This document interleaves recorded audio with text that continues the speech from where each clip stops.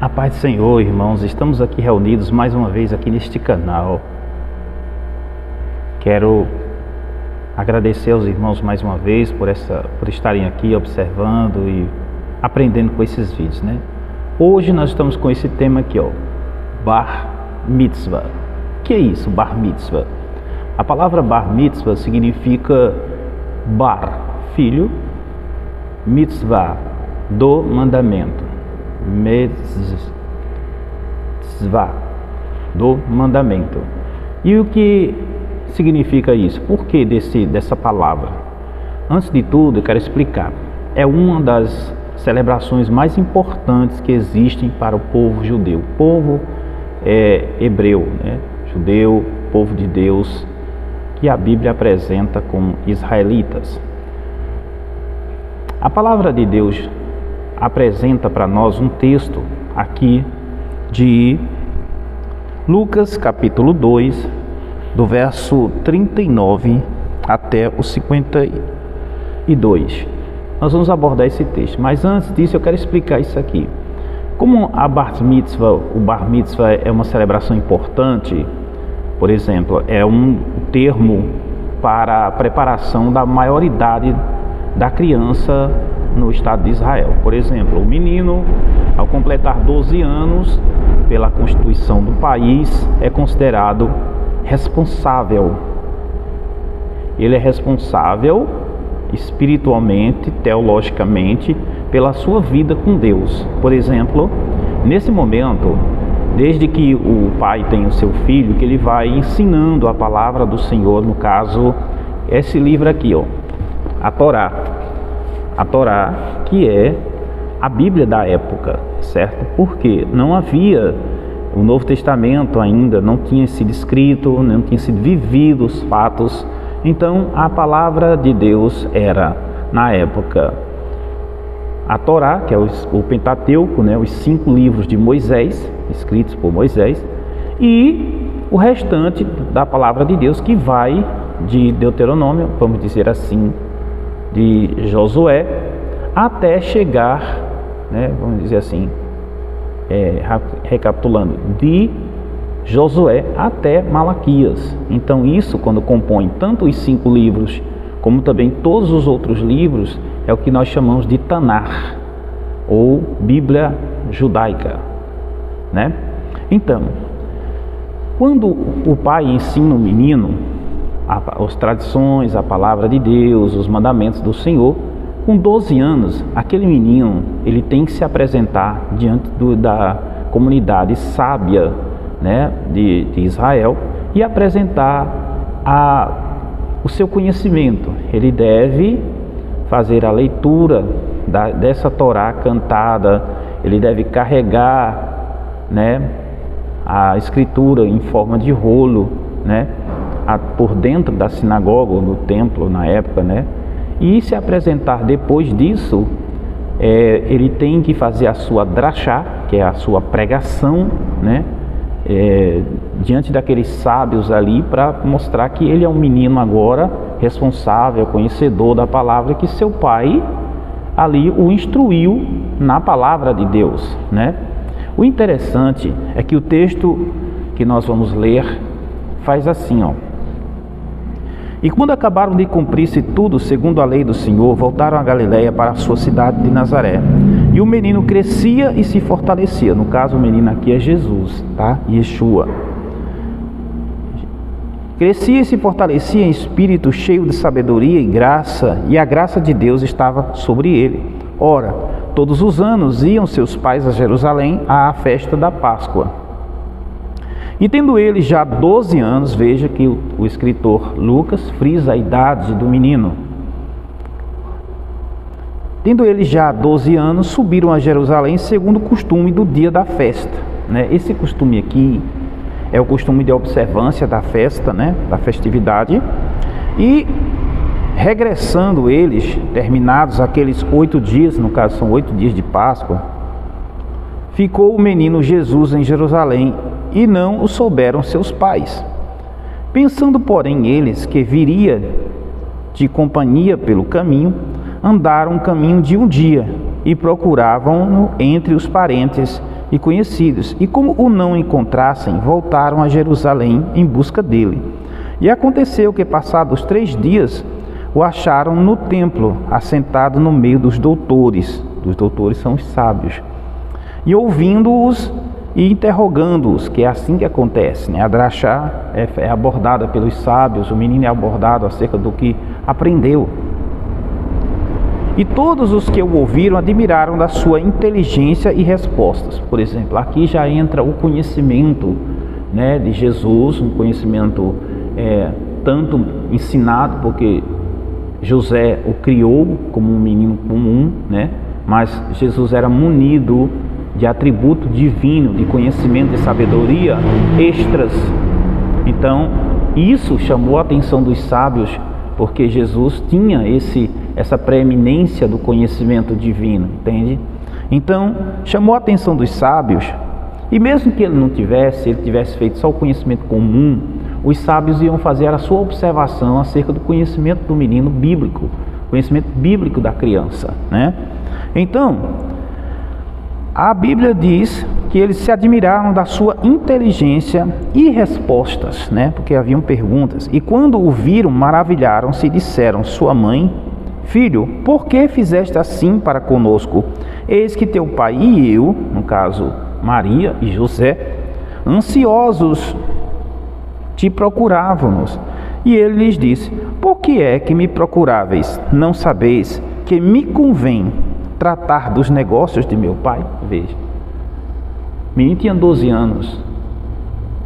Os pais não tinham condições financeiras de fazer o Bart Mitzvah, que é como se fosse uma festividade de 18 anos aqui, e alguns pais fazem 15 anos, né, para a criança. Então, não é todo mundo que tem essa condição de bancar uma festividade, de celebrar isso aí, né? Tem que ter todo um custo, tem que ter toda uma preparação, e Maria e José não tinham essa condição. Então, Jesus, deliberadamente, tomou a iniciativa de fazer isso diante dos sábios, e durante 3 dias ele esteve lá, né, se apresentando no templo, fazendo todo o procedimento, né, por ele mesmo. Ele já estava na idade, com os pais ou não, ele poderia se apresentar e dizer: eu quero estar aqui diante dessa comunidade rabínica para me apresentar, porque já tenho 12 anos e quero fazer o meu Bar Mitzvah, né? Então, Jesus vai a bordo dos pais dizendo: não sabiam vocês que me convém tratar dos negócios de meu pai? Ou seja, das coisas que foram ditas, das coisas que são prescritas, independente da condição financeira ou não, a gente tem que ter iniciativa de obediência a Deus, entende? E aqui diz a palavra de Deus: e eles não compreenderam as palavras que eles dizia. Jesus costumava sempre responder dessa forma, de uma forma sábia, que nem todo mundo compreendia o seu grau de conhecimento. E desceu com eles e foi para Nazaré, e elas sujeito. Veja, agora ele, na obediência, depois que terminou, voltou com os pais para casa. E sua mãe guardava no coração todas essas coisas. E crescia Jesus em sabedoria e em estatura e em graça para com Deus e os homens. Interessante, né, irmãos? Veja, esse livro aqui é a Torá. Aqui tem as 613 mandamentos que foi dado por Deus. A partir das 10 palavras, que foram os 10 mandamentos, foram criados o que nós chamamos de Mishnahot, né? São as prescrições tiradas das 10 palavras, os ensinos dos ensinos, né? Os princípios tirados dos princípios. Isso foram chamados de Mishnahs. E essas lei oral foi escrita, está no Talmud babilônico e também no Talmud de Jerusalém. São 2 Talmudes, são 2 livros sábios que estão disponibilizados aí na internet para você observar o que é as Mishnahot, o que é o Talmud, o que é o Talmud babilônico, o Talmud Bavli e o Talmud de Jerusalém, o Talmud de Jerusalém. E lá você vai conhecer sobre as Mishnahs, sobre a lei oral, sobre os ensinos dos antigos rabinos, sobre todo o conhecimento da vinda de Jesus, dos mandamentos do Deus Todo-Poderoso. Mas o que nos chama a atenção aqui é que aqui no Novo Testamento, por exemplo, esse Novo Testamento aqui é um Novo Testamento chamado de Brit Hadashah, ou seja, Brit Hadashah, renovação da aliança.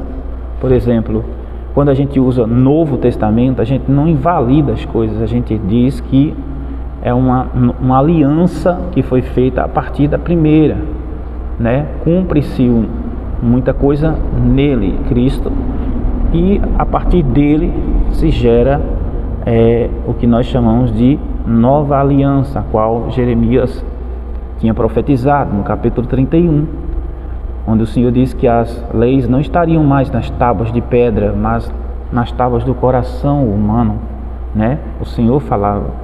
Então aqui, agora, chama-se de Novo Testamento, ou Nova Aliança, ou Renovo da Aliança. E esses mandamentos estão aqui para nós, como princípios de princípios. Por exemplo, um exemplo disso, Jesus em Mateus capítulo 5 fala: ouviste que foi dito, não matarás. Eu, porém, vos digo, qualquer um que se encolerizar contra seu irmão, sem motivo, no seu coração o tem matado, o tem assassinado. Então veja, um princípio um tanto quanto mais profundo na escritura do Novo Testamento. Veja, ele diz, ouviste que foi dito, isso está em Mateus capítulo 5, e do 5 até o 7, ele refrisa a lei e dá o seu parecer como rabino, como mestre, como senhor, né? Como aquele que está instruindo o seu povo, como Messias, o Mashiach, que ele veio para isso. E ele diz assim, ouviste que foi dito, não adulterarás, eu porém vos digo. Quando o homem casado, né, olha para outra mulher com intenção impura no seu coração, já comete adultério, ou seja, ele já vai na raiz do problema, ele não vai no ato executado, mas na raiz, de onde começam as coisas, no princípio das coisas, entende? Então a nova aliança é isso, ela é um tanto quanto mais planificada, mais apurada, né, mais sensível às coisas. Então o interessante é que agora Jesus, Yeshua, né, ele vai e cumpre o seu bar mitzvah como o filho do mandamento.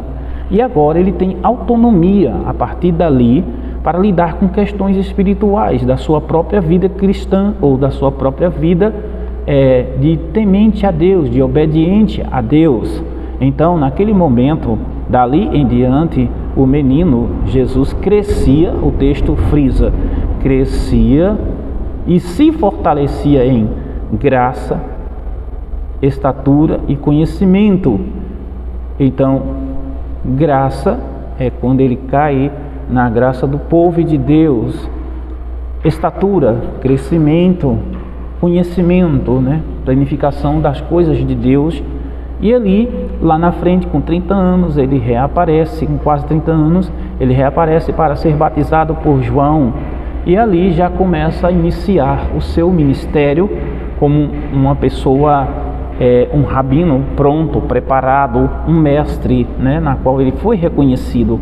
Veja, Jesus cumpre os mandamentos e, como um judeu, ele obedece às suas tradições, mas o que me chama mais atenção é o ato da obediência aos mandamentos. Por exemplo, Jesus, ele mesmo diz no capítulo 15 do Evangelho de João, ele diz, se vós estiverdes em mim e as minhas palavras estiverem em vós, pedireis o que quiseres a meu Pai, crendo receberão, então sereis meus discípulos, né? Então, o que acontece? Quando a gente obedece à palavra de Deus, os mandamentos, né, as instruções, as ordenanças que nos foram dadas como servo de Deus, como povo de Deus, como igreja, como corpo de Cristo, nós obedecemos, então nós somos o bar mitzvah, nós somos os filhos do mandamento, né? Nós nos tornamos, nós temos autonomia agora, a partir de termos o conhecimento da palavra do Senhor, e criar agora, gerar a responsabilidade de obedecer a Deus. E não podemos virar as costas para isso, porque quando quebramos e transgredimos os mandamentos, nós temos consequências com isso. Por exemplo, o pecado, a palavra pecado quer dizer quebra da lei, quebra do mandamento, transgredir a regra, errar o alvo. Então, quando eu peco, porque conheço o mandamento e eu peco, então eu quebro o mandamento, então automaticamente vêm as consequências, como era no passado. Por exemplo, o Senhor falando através de Moisés, no capítulo 28 do livro de Deuteronômio, ele começa a dizer: estas bênçãos virão sobre ti quando obedeceres aos meus mandamentos e aos meus estatutos. Você será abençoado ao entrar, abençoado ao sair. Será feliz no campo e na cidade. Andará por cima e não por baixo. Serás cabeça e não cauda, etc. Entendeu? Então, mas no mesmo texto vai dizer: mas se vós não obedecerdes aos meus mandamentos e seguires as intenções malignas do seu coração e tal, e transgredires os meus mandamentos, então você será maldito ao entrar, maldito ao sair, será amaldiçoado no campo, na cidade, não prosperará a sua vida. E vem uma série de maldições, de consequências, vamos dizer assim, por a quebra daqueles mandamentos. Então hoje, nós como povo de Deus e como igreja, nós temos a responsabilidade de obedecer aos mandamentos que nos foram dados como povo, como igreja, como servo de Deus, entendeu? Tanto nós servos como servas, nós temos a responsabilidade. E não podemos dizer: porque estamos na graça, não estamos na lei. Não, estamos na graça aqui, olha, nós estamos na graça, nós não estamos na lei não. Meu querido, minha querida irmã, essa graça aqui tem mais peso de cobrança do que esta. Sabe por quê? Porque nessa daqui o povo pagava o pecado com animal, sangue de animal. Mas nessa daqui o pecado foi pago por o sangue do Filho de Deus. Não é por um animal, não. Ele morreu como cordeiro, mudo, calado. Sofreu 9 horas numa cruz. Derramou todo o seu sangue. Ninguém faria isso com seu filho. Daria o seu filho para morrer por quem não merece. Mas o Deus Todo-Poderoso fez isso. E Ele não fez isso em vão. Ele fez isso para salvar a minha vida, a tua vida. Portanto, nós como igreja temos que parar de brincar com isto aqui, porque a conta está chegando, irmãos. A conta está chegando. Nós estamos vivendo nos últimos dias. Observe como está o panorama do mundo. Observe como está o panorama das coisas. Observe aqui, através da escatologia, vamos lá, sermão profético, Mateus capítulo 24. Observe onde estamos localizados, né? O que Jesus falou sobre esses novos, esse período que nós estamos vivendo, de fome, de peste, de praga, de guerra, né? De natureza descontrolada, onde muita gente morre todos os dias de formas terríveis. E a igreja? E o povo de Deus? Não, nem liga, não leva a sério isso aqui. E muitos se escandalizam, e muitos fazem coisas erradas, transgridem todos os dias os mandamentos. E a gente vê aí os escândalos após escândalos. Sei que isto é bíblico, mas a Bíblia diz assim, é necessário que haja escândalos, mas ai de por quem eles vierem. Então, por quê? Porque quando chegar o dia do julgamento, o próprio Deus vai expor todos ao juízo. Ele não vem como um advogado mais, ele vem como juiz, lá no final de todas as coisas. Então, enquanto estamos vivos, é necessário obedecermos os mandamentos da palavra de Deus, que foram deixados aqui através dos 4 evangelhos, e foram deixados aqui através das cartas de Paulo, das cartas de Pedro, das cartas de João, das cartas pequenas de alguns outros apóstolos que escreveram, como Judas, como Timóteo, né? Cartas como de Filemon, simples, por simples que seja, como também as prescrições dos últimos tempos que estão deixadas no Apocalipse, a instrução, do Espírito Santo através do livro de Atos, todos nós temos que obedecer.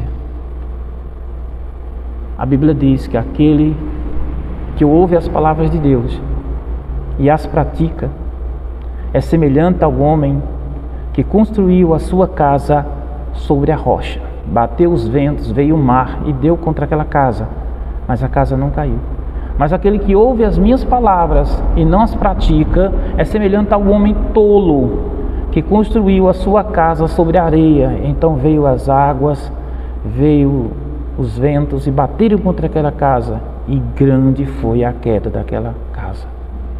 Então, que nós possamos construir não castelos de areias, mas construções fortificadas na rocha que é Cristo Jesus, e possamos obedecer os mandamentos da palavra de Deus, como Jesus nos deu o ensino a partir dos 12 anos.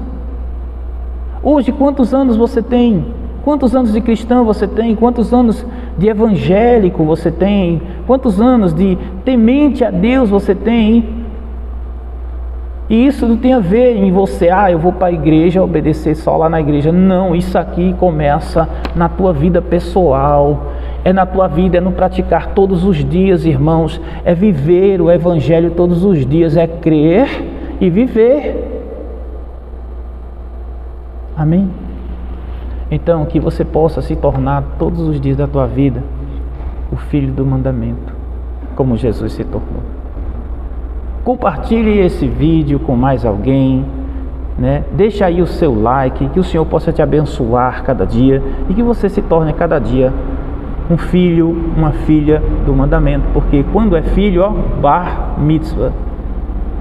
Quando é filha, bat mitzvah. A menina faz a mesma coisa aos 12 anos. Ela também tem a responsabilidade de obediência às palavras do Senhor, como o menino também tem.